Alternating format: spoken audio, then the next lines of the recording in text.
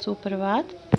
हमने अभी तक अंधा युग के चौथे अंग गंधारी के शाप में कथा गायन के माध्यम से यहाँ तक पढ़ा था कि कौरव नगरी को छोड़कर धृतराष्ट्र, जुजुत्सु, विदुर, संजय वो अपने बंधुजनों का तर्पण करने के लिए युद्ध क्षेत्र कुरुक्षेत्र वहाँ जा रहे हैं। तो यहाँ से हम पढ़ेंगे आज। धृतराष्ट्र कहते हैं, वृद्ध है शरीर, बूढ़ा है शरीर और जर्जर है और टूट चुका है, चला नहीं जाता है कि मैं बूढ़ा हो चुका हूँ, टूट चुका हूँ, अब थक चुका हूँ और मुझसे अब नहीं चला जा रहा। तो विदुर कहते हैं, संजय तनिक रुको, थोड़ा सा रुको। महाराज बैठ जाते हैं, सब रुक जाते हैं। फिर जुजुत्सु, किसके हैं रथ वे उधर झाड़ी में छिपे छिपे? कि झाड़ियों के पीछे जो रथ नजर आ रहे हैं ये किसके हैं छिपे छिपे हुए? संजय कहते हैं, वे तो हैं कृतवर्मा, कृपाचार्य, वे कृपाचार्य का रथ है। विदुर कहते हैं, इधर कृतवर्मा है गंधारी। संजय, क्या अश्वत्थामा? कि कृपाचार्य और कृतवर्मा है, क्या अश्वत्थामा भी है वहाँ पे? क्योंकि गंधारी को अश्वत्थामा से मिलने का मन था कि मैं उसको देखूं कि वो कैसा लग रहा है बदला लेने के पश्चात। तो धृतराष्ट्र कहते हैं, जाने दो गांधारी, रोको उसे। धृतराष्ट्र कहते हैं कि जाने दो उसे। क्यों जाने दो? क्योंकि उनके साथ उनका पुत्र जुजुत्सु जिसने कौरवों के विपक्ष में, पांडवों के पक्ष में युद्ध लड़ा था, सत्य का साथ देने के लिए, कहीं अश्वत्थामा उसे न मार दे, और यही एकमात्र उनका सहारा बचा था। लेकिन गंधारी कहती है, मैं उसे देखना चाहती हूँ, रोको उसे। संजय, रुको, ओ रुको अश्वत्थामा, हम हैं संजय, माता गंधारी, महाराज संग है हमारे विदुर और जू। जिसे यूँ कहता है, आगे चुप हो जाता है कि मैं बताऊंगा तो कहीं मार ना दे। फिर धृतराष्ट्र, संजय मत नाम लो जुजुत्सु का, जुजुत्सु का नाम मत लो, नहीं तो क्या होगा? क्रोधित अश्वत्थामा जीवित नहीं छोड़ेगा, मेरा है केवल एक पुत्र शेष, खोकर उसे कैसे जीवित रहूँगा। कि इस वक्त अश्वत्थामा वो पशु बन चुका है।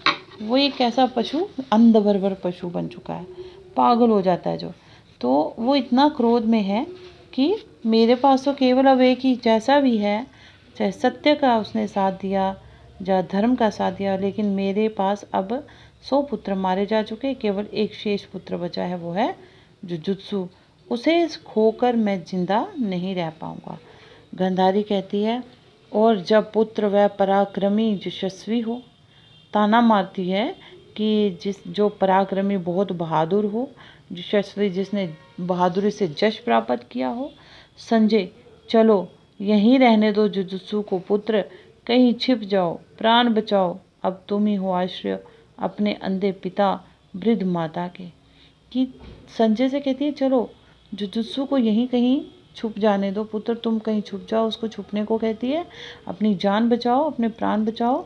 अब तुम ही, अगर तुम्हें कुछ हो गया तो अंधे बाप और जो बूढ़ी माँ है तुम्हारा, उसका क्या होगा? तुम ही एकमात्र सहारा रहे हो हमारा।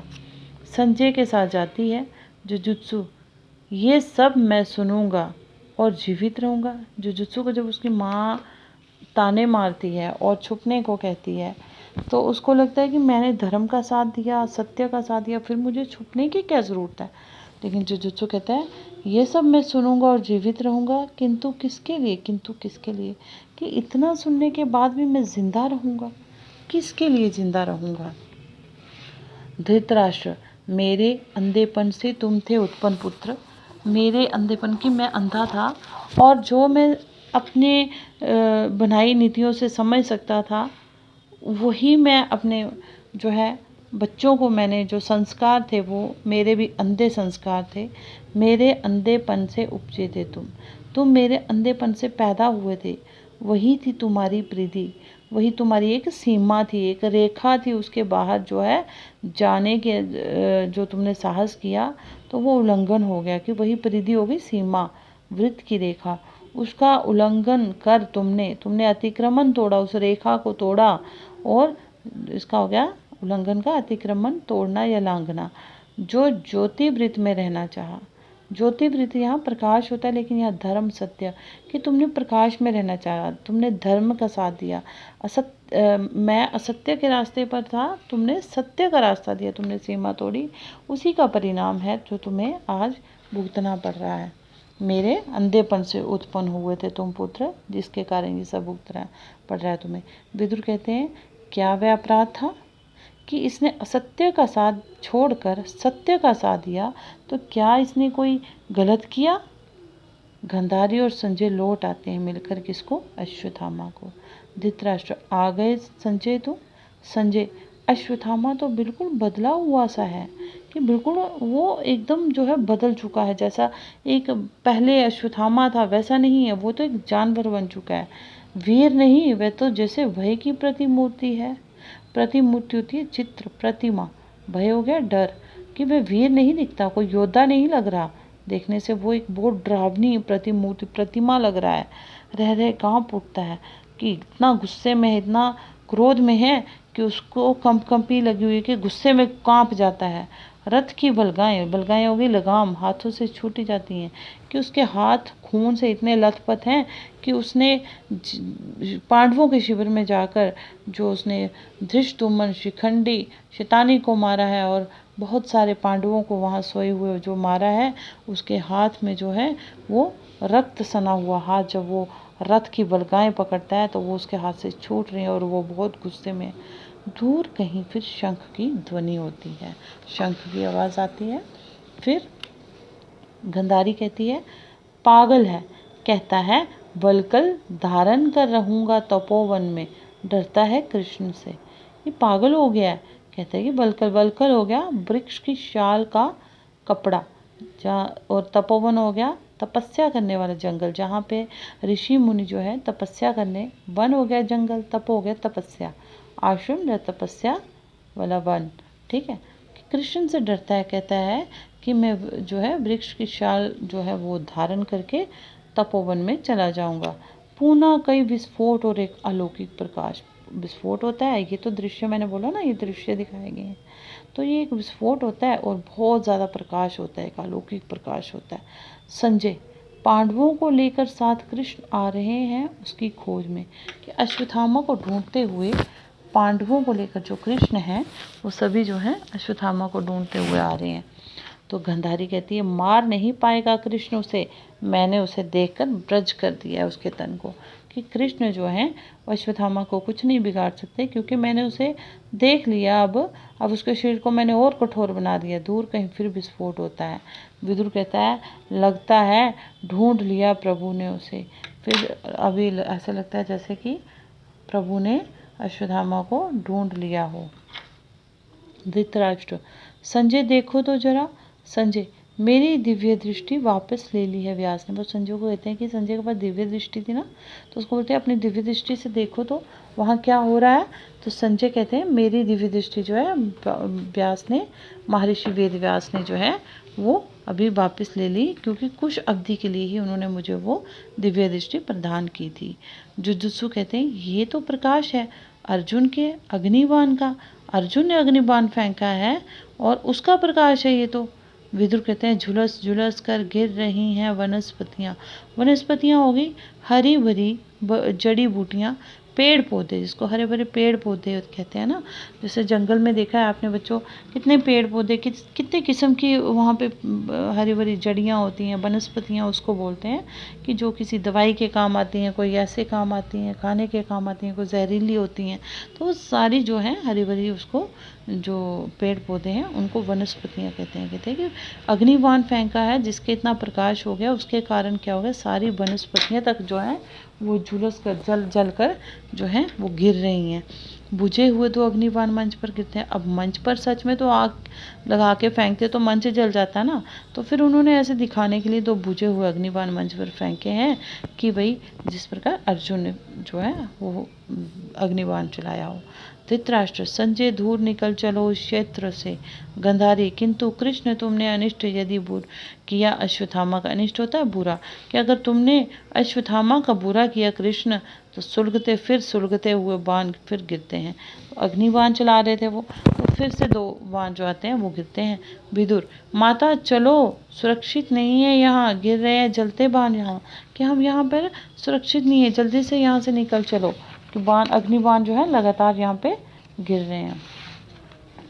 फिर जाते हैं, ये दृश्य है बच्चों, जाते हैं, क्वेश्चन स्टेज खाली रहता है, फिर नेपथ्य पीछे से आवाज़, शंखनाद की आवाज़ आती है स्टेज से, लगातार विस्फोट होता है और तीव्र प्रकाश, बहुत ज़्यादा प्रकाश होता है।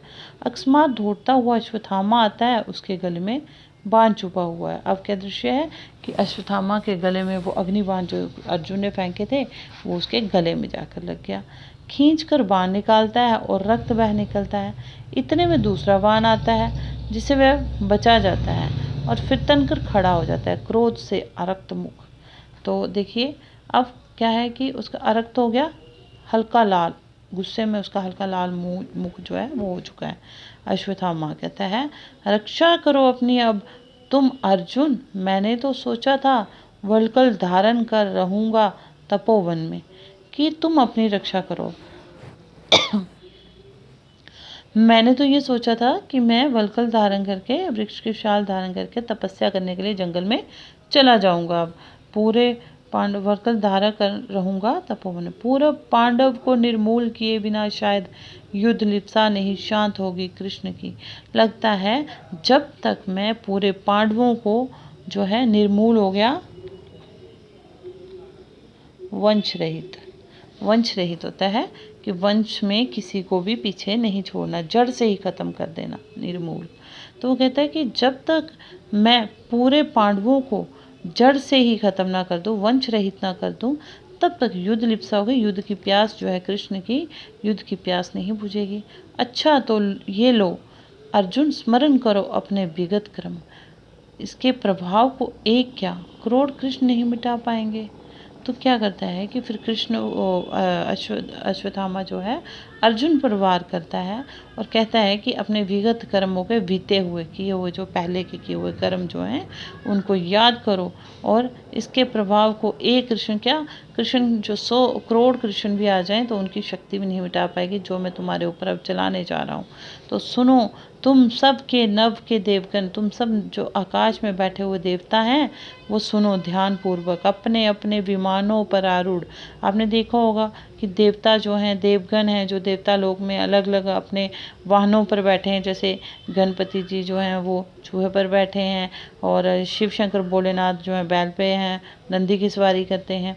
इसी तरह से हर एक देवी देवता जो हैं, जैसे लक्ष्मी माता कमल की सवारी करती हैं, तो अलग अलग जो विमान हैं उनको विमान कहते हैं। तो कहते हैं कि जितने भी देवी देवता आसमान में बैठे हुए, देव लोक में बैठे हुए हैं, वो अपने अपने विमानों पर बैठे देख रहे हो, जो इस युद्ध को साक्षी रहोगे तुम, कि तुम इसके गवाह, साक्षी होता है गवाह रहोगे, कि इस युद्ध को तुम सब देख रहे हो कि विवश किया है। मैं जा रहा था तपस्या करने के लिए जंगल में, लेकिन अर्जुन ने मुझे विवश किया है मुझे अर्जुन ने। ये लो, ये है ब्रह्मास्त्र। कि बदला लेने के पश्चात उसने फिर अपना मन बना लिया था कि मैं अब यहाँ से चला जाऊँगा, दुर्योधन जो है उनकी मृत्यु हो चुकी है, मैं बदला लेके किसको दिखाऊँगा, और मैं जंगल में चला जाऊँगा, तपस्या करूँगा, मैं नहीं आऊँगा वापस। लेकिन जब अर्जुन और कृष्ण उसके पीछे पांडव जाते हैं, उसको मारते हैं, तीर अग्निबाण मारते हैं, तो वो फिर भड़क जाता है। फिर उसमें जो सोया हुआ पशु है फिर जाग जाता है। वो कहता है कि तुम सब देवी देवता साक्षी हो इस चीज़ के, अपने अपने विमानों पर बैठे देख रहे हो कि अर्जुन ने मुझे विवश होता है, मजबूर किया है। तो वो क्या कहता है, ये लो, ये है ब्रह्मास्त्र। अपना ब्रह्मास्त्र लेता है, वो चलाने लगता है, तो कोई काल्पनिक वस्तु फेंकता है, तो ज्वालामुखियों की सी गड़गड़ा, जैसे ज्वालामुखी पहाड़ों में देखे ना आपने, आग की तरह, आग जो है वो पानी की जगह फूटती है तो उसको ज्वालामुखी बोलते हैं। तो ज्वालामुखी से गड़गड़ाहट होती है, तेज महताबी सा प्रकाश, फिर अंधेरा, और फिर व्यास कहते हैं आकाशवाणी होती है। ये क्या किया अश्वत्थामा नराधम हो गया नीच व्यक्ति। तो आकाशवाणी में जो महर्षि वेद व्यास हैं वो क्या कहते हैं, हे अश्वत्थामा, हे नीच व्यक्ति, ये तूने क्या कर दिया। तुमने ये क्या कर दिया, तुमने तो जो ब्रह्मास्त्र है वो चलाने लगे। और ब्रह्मास्त्र जो है, आपको बच्चों बताऊं ब्रह्मास्त्र क्या होता है। ब्रह्मास्त्र जब चलाया जाता है, जिसको आजकल हम बोलते हैं ना एटम बम, वैसे एटम बम से भी ज़्यादा खतरनाक ये है ब्रह्मास्त्र जो है। जब ब्रह्मास्त्र चलता है तो ब्रह्मास्त्र के कारण क्या होता है कि वनस्पतियाँ सदियों तक जो है वो झुलसी रहती हैं। जो हरियाली है वो ख़त्म हो जाती है, धरा हो गई, धरती बंजर हो जाती है। और वहाँ पे जो पैदा होने वाले बच्चे होते हैं वो बोने, नाटे, छोटे कद के, अपाहिज, इस तरह के पैदा होते हैं। तो ये ब्रह्मास्त्र जो है बहुत ही भयानक एक ऐसा अस्त्र है जिसका परिणाम बहुत खराब होता है। तो देखिए अश्वत्थामा कहते हैं, कौन दे रहा है अपनी मृत्यु को निमंत्रण, मेरे प्रतिशोध में बाधक बनकर। कि कौन है बीच में जो है मुझे रोक रहा है, और कौन है दे रहा अपनी मृत्यु को, अपनी मौत को जो है वो आमंत्रण दे रहा है, मेरे बदले में बाधक होता है, रुकावट बनकर। प्रतिशोध तो मैंने बताया बदला, जो बदला लेता है, तो कौन रुकावट डाल रहा है। व्यास कहते हैं, मैं हूँ व्यास, मैं महर्षि वेद व्यास हूँ। ज्ञात क्या तुम्हें है परिणाम इस ब्रह्मास्त्र का, क्या तुम्हें मालूम है इस ब्रह्मास्त्र का परिणाम क्या होगा। यदि ये लक्ष्य सिद्ध हुआ और नर पशु, अगर ये जो है ब्रह्मास्त्र चल गया तो आगे आने वाली सदियों तक, कई सदियों तक जो है पृथ्वी पर रसमय वनस्पति नहीं होगी। पृथ्वी पर जो है हरी भरी रस से भरी हुई जो है डूबी हुई वो हरियाली जो है वनस्पति नहीं होंगी। शिशु होंगे पैदा विकलांग, अगर तुम ब्रह्मास्त्र चलाते हो वनस्पति जो है कई सदियों तक नहीं होगी। बच्चे जो हैं वो विकलांग पैदा होंगे, कुष्ठग्रस्त, कुष्ठ रोग से ग्रसित होंगे। सारी मनुष्य जाति बोनी हो जाएगी, नाटे कद की, छोटे कद की जो है जाति पैदा होगी।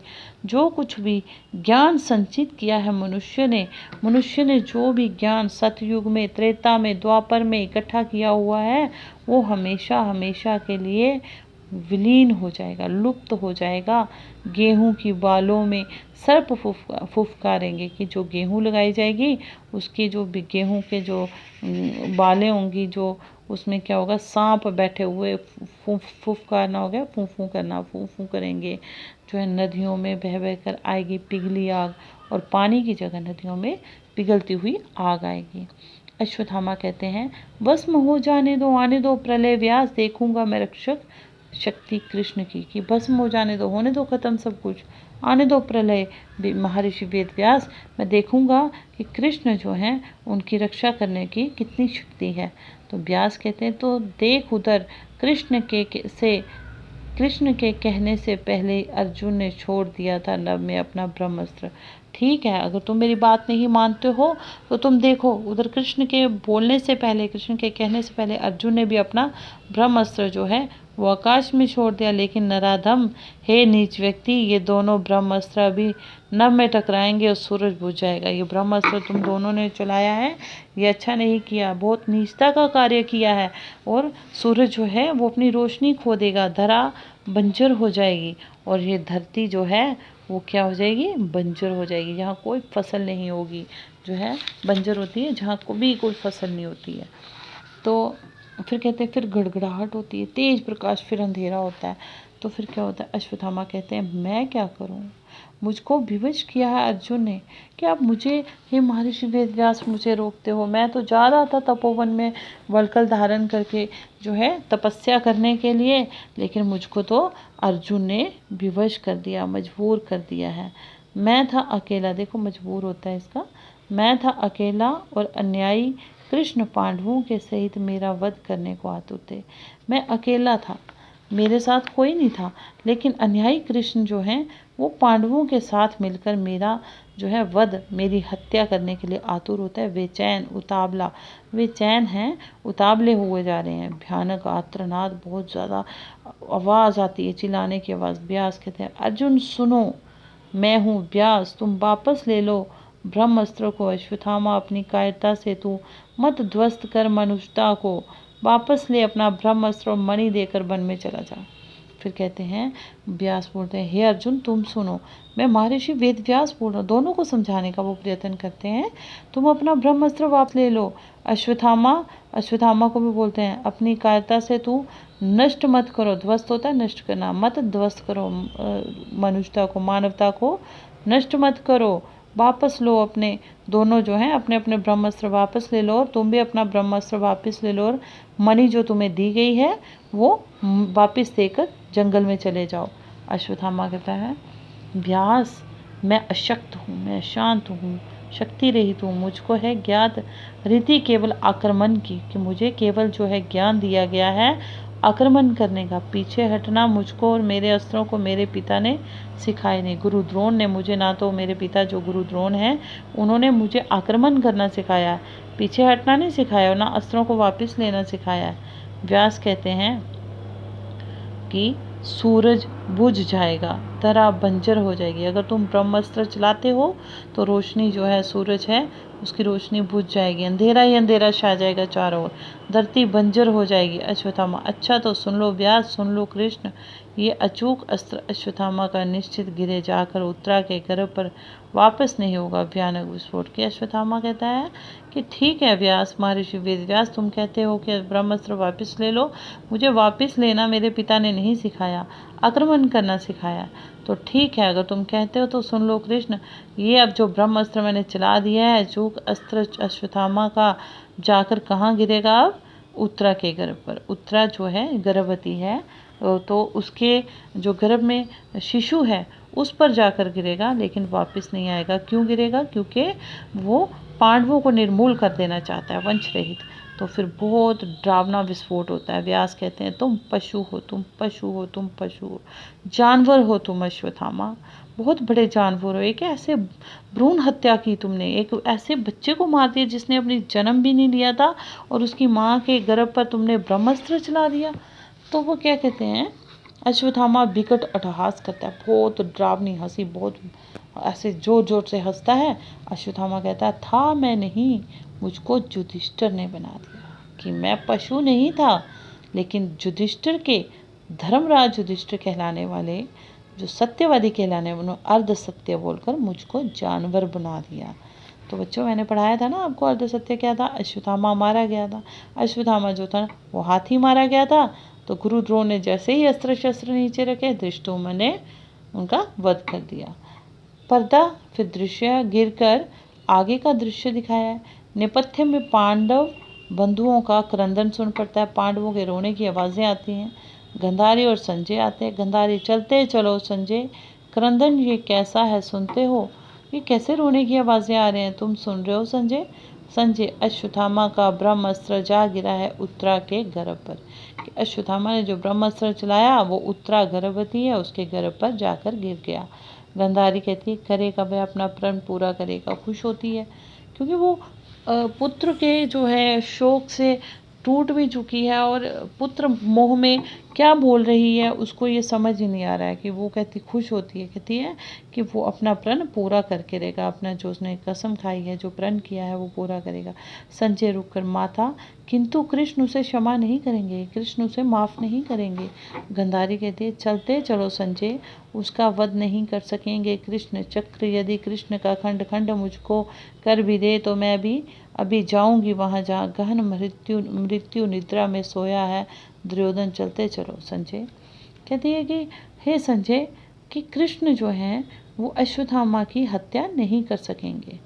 यदि कृष्ण का जो चक्र है तो वो मुझे, मेरे शरीर को टुकड़े टुकड़े कर दे, खंड खंड भी मुझे कर दे, तोड़ दे मुझे बिल्कुल, फिर भी मैं वहाँ जाऊंगी जहाँ पर गहरी निद्रा में मृत्यु की गोद में मेरा पुत्र दुर्योधन सोया है। चलते चलो संजय, जहाँ मरा पड़ा हुआ है दुर्योधन, वहाँ मैं जाकर रहूँगी, चाहे कृष्ण मुझे कितना भी रोकने का प्रयास करें। जाते हैं। धृतराष्ट्र जुजुत्सु का प्रवेश बताया है। धृतराष्ट्र, वत्स तुम मेरी आयु लेकर भी जीवित रहो। अपने पुत्र जुजुत्सु को बोलते हैं धृतराष्ट्र कि तुम्हें मेरी उम्र लग जाए तब भी तुम जिंदा रहो। अश्वत्थामा का ब्रह्मास्त्र यदि गिरा है उत्तरा पर, वो भी सुन रहे होते हैं। वो सोचते हैं कि अब उत्तरा के गर्भ पर अगर ब्रह्मास्त्र चला है तो पांडवों का वंश तो खत्म है, तो फिर आ जाके हो सकता है वो मेरे बेटे को खुश होकर गद्दी पे बिठा दें। तो वत्स तुम मेरी आजू लेकर भी जीवित रहो। अश्वत्थामा का ब्रह्मास्त्र यदि गिरा है उत्तरा पर, तो कौन जाने एक दिन युधिष्ठिर सब राजपाट तुमको ही सौंप दे। कि ऐसा है कि अगर अश्वत्थामा ने ब्रह्मास्त्र चला दिया है, उत्तरा का बच्चा तो जो है वो मारा जाएगा पैदा होने से पहले। तो क्या पता एक दिन जो है जो युधिष्ठिर स्वयं ही सारा राजपाट, सारा सिंहासन जिसके लिए इतना युद्ध हुआ, वो स्वयं ही तुम्हें सौंप दे। फिर जुजुत्सु क्या कहता है, देखिए, कटु हंसी हंसकर, और इस तरह अश्वत्थामा की पशुता मेरा खोया हुआ भाग्य फिर लाए। नहीं पिता नहीं, इतना ही दंशन क्या काफ़ी नहीं इस भाग्य का। कि बड़ी कड़वी हंसी हंसकर कहता है कि इस तरह से अश्वत्थामा की जो जानवर जैसी सोच है, पशुता जो है, वो मेरा खोया हुआ भाग्य लौटाएगी। नहीं, ऐसे सिंहासन को मैं लेना पसंद नहीं करूँगा। इतना ही दंशन क्या काफ़ी नहीं सब आगे के लिए। कि भाई इतना डंक मारने के लिए को दंशन कि मुझे इतने ताने सुने, इतना कुछ हो, क्या मैं ऐसे जो है ऐसे सिंहासन पर बैठूंगा जाकर। नहीं, ये काफ़ी है क्या, इतना डंक काफ़ी नहीं है मेरे लिए कि अभी तक जो मैं भोग रहा हूँ। तो बच्चों यहाँ तक हम इसका नाम पार्ट 3 रख देंगे, क्योंकि आगे आपको मैंने बताया यूट्यूब चैनल पर जो है बहुत लंबी वीडियो अपलोड करना संभव नहीं है। उम्मीद करती हूँ जो मैं आपको पढ़ा रही हूँ वो आप अभ्यास भी कर रहे होंगे, आपको समझ आ रही होगी। बार बार अभ्यास कीजिए और मेरे द्वारा बनाई गई वीडियो को ध्यानपूर्वक सुनिए, तभी आपको इसका लाभ पहुँचेगा। आपका दिन मंगलमय हो। धन्यवाद।